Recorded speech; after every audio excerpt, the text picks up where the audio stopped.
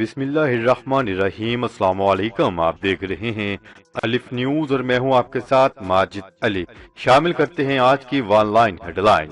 Army chief general Qamar Javed Bajwa کی زیر صدارت کور کمانڈر کانفرنس میں افغانستان کی جانب سے سرحد پار فائرنگ اور دہشت گرد گروپوں کے اکٹھے ہونے پر تشویش کا اظہار کیا گیا۔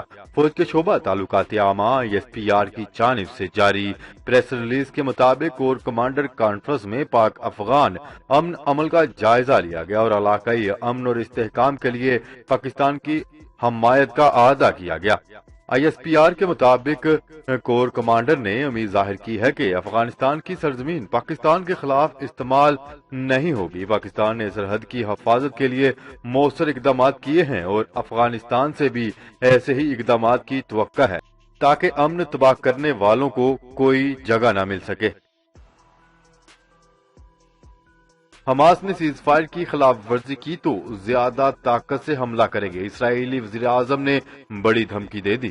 اسرائیلی وزیر اعظم نے دھمکی دیتے ہوئے کہا ہے کہ اگر حماس نے سیز فائر کی خلاف ورزی کی تو پہلے کے مقابلے میں زیادہ طاقت سے حملہ کریں گے۔ عالمی خبررساں ادارے کی رپورٹ کے مطابق اسرائیلی وزیر اعظم نتن یاہو نے امریکی وزیر خارجہ اینتھونی بلنکن کے ساتھ مشترکہ پریس کانفرنس میں کہا ہے کہ حماس کی جنگ بندی کی خلاف ورزی پر سخت رد عمل دیں گے۔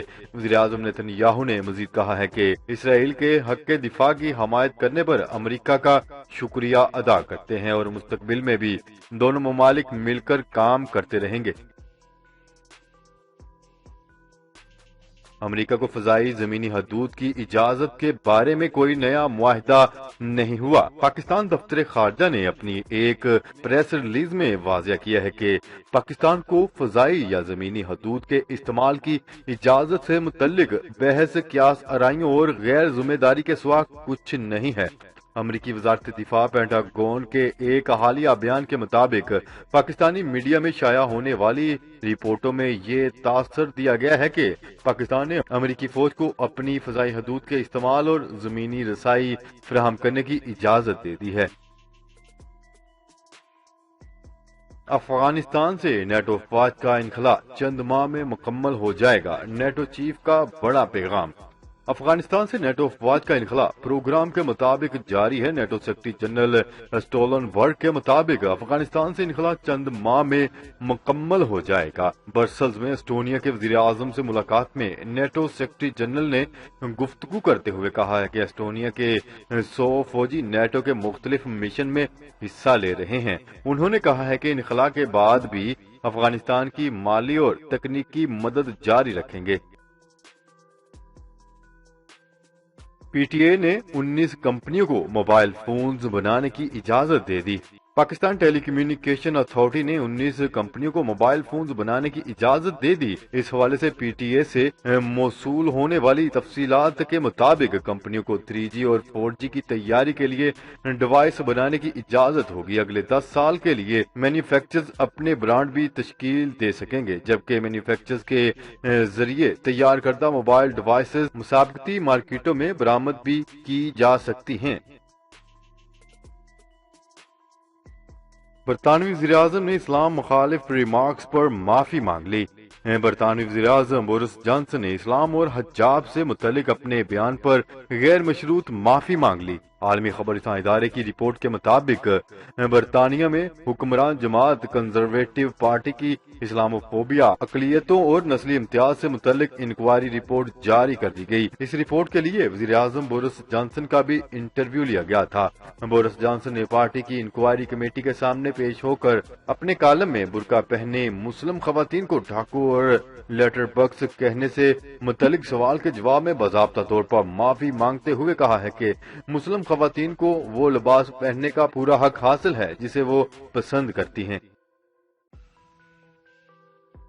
کابینہ نے TLP کی نظرثانی درخواست پر کمیٹی تشکیل دینے کی منظوری دے دی۔ وفاقی کابینہ نے کالعدم قرار دی گئی جماعت تحریک لبیک پاکستان TLP کی نظرثانی درخواست پر وزارت داخلہ کی کمیٹی تشکیل دینے کی منظوری دے دی۔ وزیر اعظم عمران خان کی زیر صدارت وفاقی کابینہ کا اجلاس ہوا، جس میں کابینہ نے شاہ محمود قریشی کو فلسطینی معاملے پر جارحانہ کردار ادا کرنے پر خراج تحسین پیش کیا، جبکہ معاشی شرح نمود میں بہتری پر کابینہ ارکان نے ڈیسک بجا کر وزیر اعظم کو خراج تحسین پیش کیا۔ آسٹریلیا نے پاکستانی آم درآمد کرنے کی منظوری دے دی۔ مشیر تجارت عبدالرزاق داؤد کا کہنا ہے کہ آسٹریلیا نے پاکستانی آم درآمد کرنے کی منظوری دے دی ہے۔ رزاق داؤد نے ٹویٹر پر جاری بیان میں کہا ہے کہ آسٹریلیا نے پاکستانی آم درآمد کرنے کے لیے 2 ٹریٹمنٹ فیسلٹیز کی منظوری دی ہے۔ مشیر تجارت عبدالرزاق داؤد کا کہنا تھا کہ آم کا موسم شروع ہونے پر آسٹریلوی منظوری نہایت بروقت ہے۔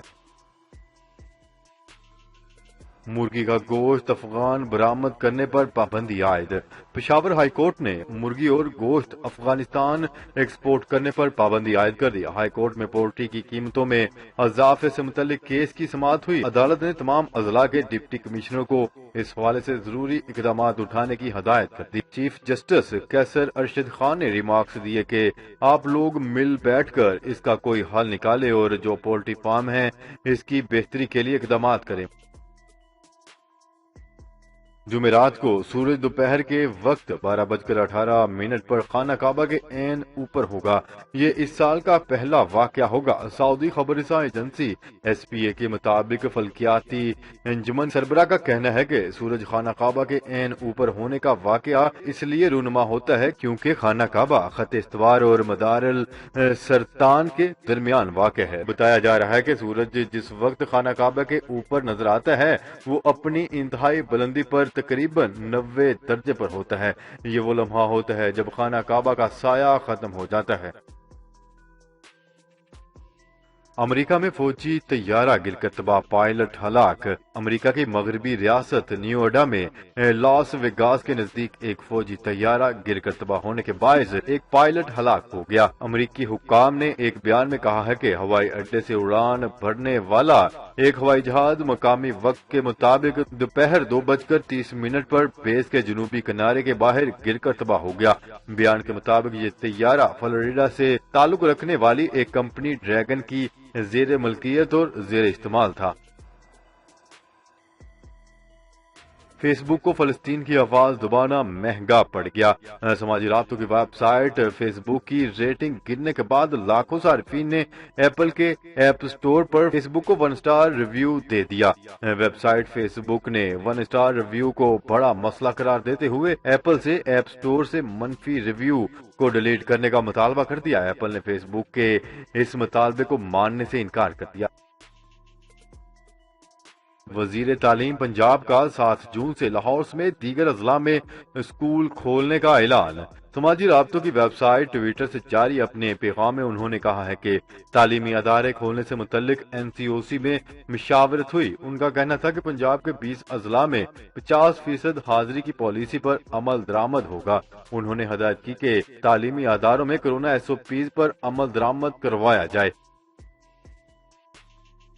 افریقی ملک مالی میں فوج نے اقتدار پر قبضہ کر لیا۔ غیر ملکی خبر رساں ایجنسی کے مطابق افریقی ملک مالی میں بڑا سیاسی بحران پیدا ہو گیا۔ فوج نے اقتدار پر قبضہ کرنے کے بعد صدر اور وزیر اعظم اور وزیر دفاع کو گرفتار کر لیا۔ ملک کا انتظام سنبھالنے کے لیے 25 وزراء پر مشتمل حکومت کا اعلان کر دیا گیا۔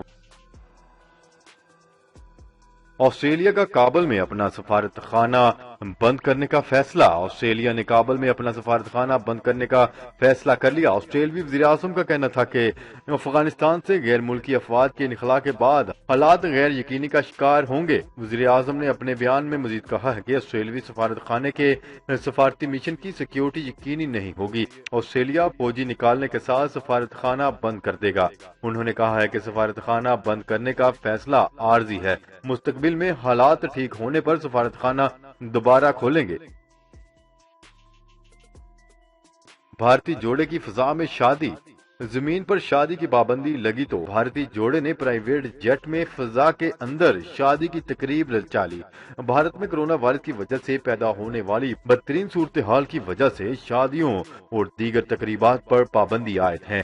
بھارتی حکومت نے اعلان کر رکھا ہے کہ کسی بھی تقریب میں خواہ وہ شادی کی ہی کیوں نہ ہو 50 سے زائد افراد شرکت نہیں کر سکیں گے۔ دھوم دھام سے شادی کے خواہش مند بھارتی جوڑے نے زمین پر عائد پابندی کے باعث فضا میں شادی کرنے کا پلان بنایا اور اسے عملی جامہ پہنانے میں کامیاب ہو گئے۔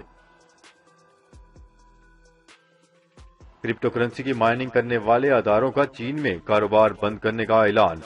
چین کی حکومت کی جانب سے ملک میں کرپٹو کرنسی کی تجارت اور اس کے تیار پر سختی کرنے کی وجہ سے کرپٹو کرنسی کی مائننگ کرنے والے بڑے اداروں نے چین میں اپنے کاروبار کو بند کرنے کا اعلان کر دیا۔ چین نے گزشتہ ہفتے اپنے تمام مالیاتی اداروں کو کرپٹو کرنسی کی خرید و فروخت کے حوالے سے خدمات مہیا کرنے سے روکنے کا اعلان کیا تھا، جس کی وجہ سے کرپٹو کرنسی کی مالیت میں بڑی گراوٹ دیکھی گئی۔ چین کی جانب سے ان اعلان کے بعد کرپٹو کرنسی بٹ کوائن کی مالیت $60,000 سے گھٹ کر $30,000 تک آن پہنچی ہے۔ نوجوت سنگھ سدھو نے گھر پر سیاہ پرچم لہرا دیا۔ کانگریسی رہنما، سابق بھارتی کرکٹر اور متعدد ٹی وی پروگراموں کے عالمی شہرت یافتہ میزبان نوجوت سنگھ سدھو نے اپنے گھر پر سیاہ جھنڈا لہرا دیا۔ انہوں نے سیاہ جھنڈا بھارتی کسانوں سے اظہار یکجہتی کے طور پر لہرایا ہے۔